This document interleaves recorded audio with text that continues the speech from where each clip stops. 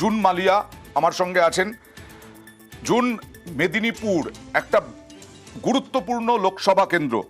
প্রথমে শুভেচ্ছা জানাই লোকসভার প্রার্থী হওয়ার জন্য। ধন্যবাদ। হ্যাঁ, এবার বিষয়টা হচ্ছে দিলীপ ঘোষ যদি প্রার্থী হন মেদিনীপুর থেকে, তাহলে আপনার কাছে কত বড় চ্যালেঞ্জ? বিধায়ক তো ছিলেন, কিন্তু বিধায়ক থেকে সাংসদ হওয়া ওই কেন্দ্রে।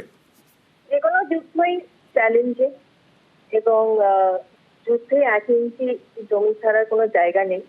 সুতরাং আমি এবং আমার সাথে সবাই, আমরা যারা যারা আছি, দিদি সৈনিকরা, আমরা সবাই একসাথে ঝাঁপিয়ে পড়বো। তারপরে দেখা যাবে। মা মাটি মানুষ আছে আমাদের সাথে, দিদি আছেন, আমাদের সেনাপতি অভিষেক আছেন, সব ভালোই হবে।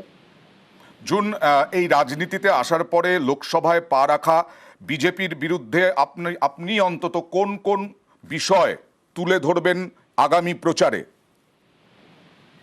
এখনো তো এই তো আজকে সবে নাম ঘোষণা হয়েছে, সুতরাং এখনো অনেকগুলো দিন, মানে কিভাবে আমি আমার ক্যাম্পেনিং করব বা কি কি বিষয়ে আমি কিভাবে প্রচার করব সেটা আপনারা দেখতেই পাবেন।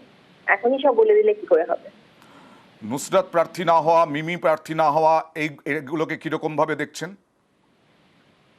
এগুলো নিয়ে আমার তো বলার জায়গা নেই, কারণ দল যা ডিসাইড করবে সেটাই আমাদের মেনে নিতে হবে। সুতরাং এটা নিয়ে আমি কোনো কমেন্ট করতে পারবো না।